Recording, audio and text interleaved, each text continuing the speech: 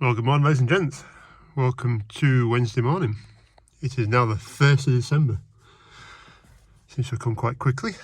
So, we have a slight problem. It's to do with that. So, we'll see if she starts. She stopped. Right, let's see what happens.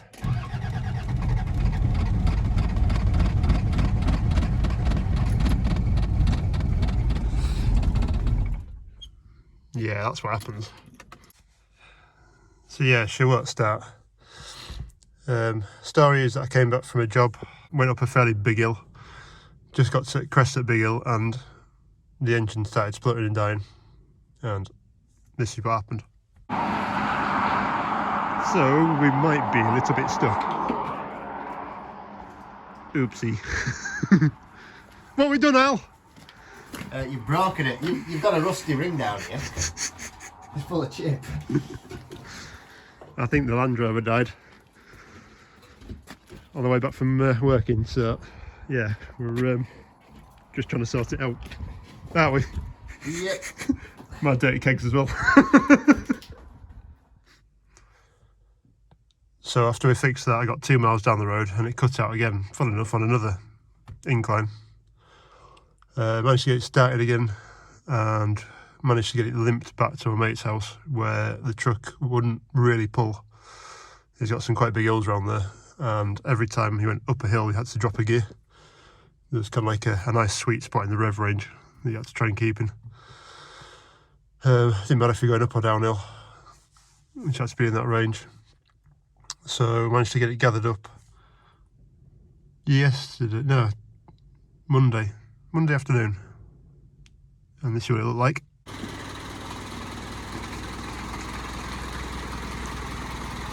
Yeah, we got it gathered up, brought back here, and this is where she's been parked for a couple of days now.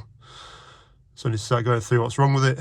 I thought it was a fuel pump. My mate had a Disco TD5 fuel pump in a scrapping one. It was going to scrap, so we stuck that into here, and that got me the 2 miles down the road before it conked out.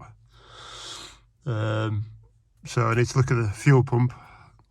Diesel filter is changed for us, so that's new. Want to look into the tank to see how much rubbish is in the tank.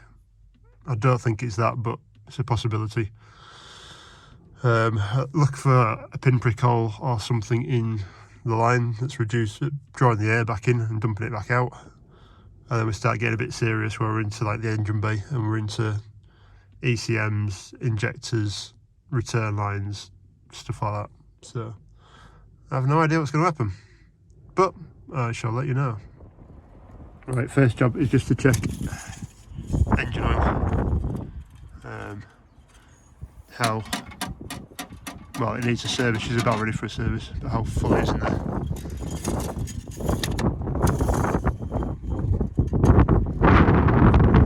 Pretty much on the top mark. No, I can't smell very well anyway, so I don't think there's diesel coming out there. There's no water in there because it's emulsified, and there's definitely none on the top.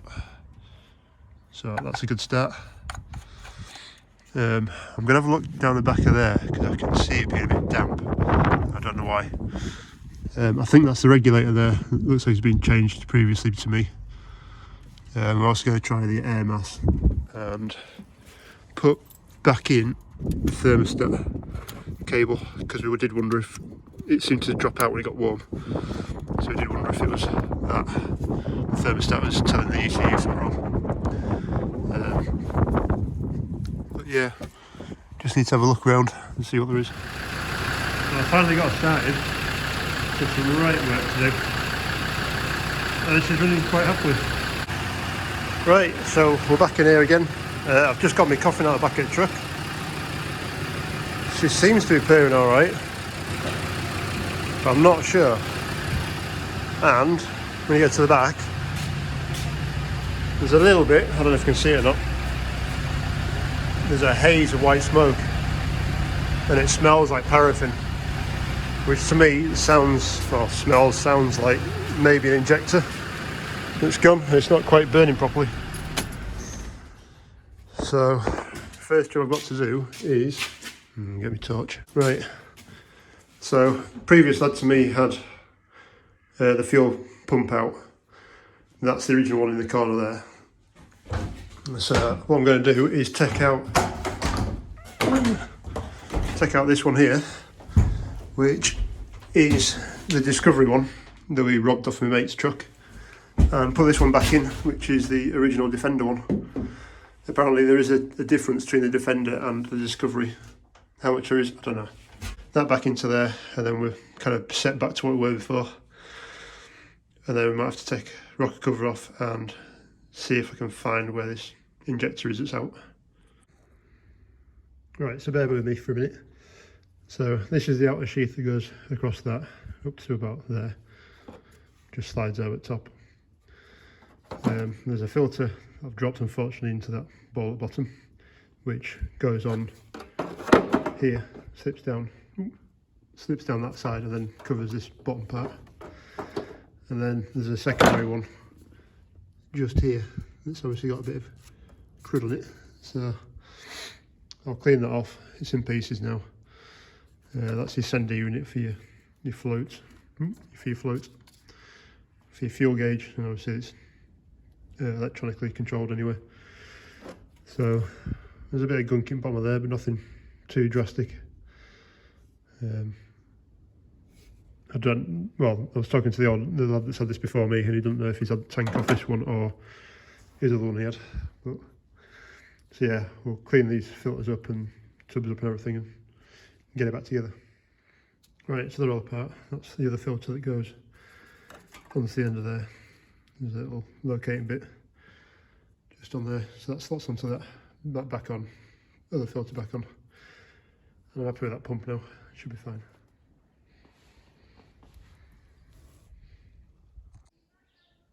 Right, so it looks like the old fuel pump's out. Now you can see into there. But the shiny bits are some of the swarf from around this edge where these pot rivets have dropped in, unfortunately. Don't actually look too bad in there. Looks fairly clean. So I'm happy with that for the moment. Right, quick update. After 2 hours, I still haven't got that bloody pump back in.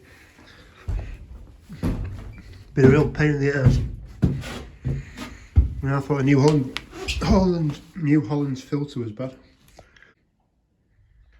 Right, so like most stuff I ever do, I'm learning on the job. So it's finally back in. What I'll do is I'll show you the old one.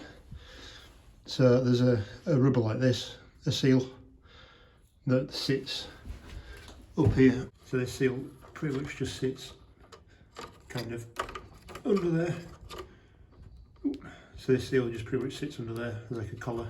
Well, what I did at the end is push this down around the neck, something like that. Pushed all this assembly in and then put this seal where it should be, and then pushed the assembly down on top. Which means I managed to get the locking ring to lock finally. So, yay!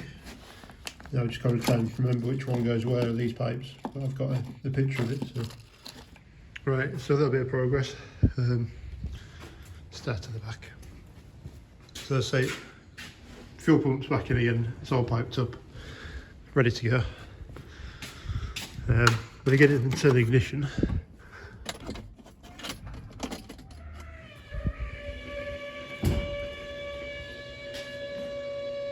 A little bit noisy. It's like it's trying to prime it all again. I went round here.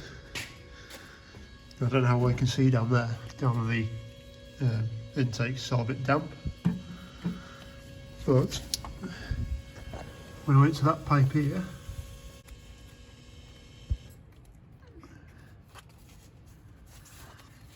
it's not going to do it now. Well, I think this pipe is the reason. Let's try it again. So yeah, again, it's noisy. Get here, Dave can actually hear that. It's, you can actually feel it, there you go. It's dripping out there. it's actually got a drip on this other end. And that joint is as well. I don't know if I'll do it this way. So that joint just there as well, does it? Which will explain why everything down here is a little bit on the wet side. So to get to that pipe goes all the way down. So that pipe runs from there to there, down, and then to the injectors themselves. It's really hard to see, but if you look there in the centre, there, if you look down there, that pipe there is the one that comes up, actually feeds the injector line.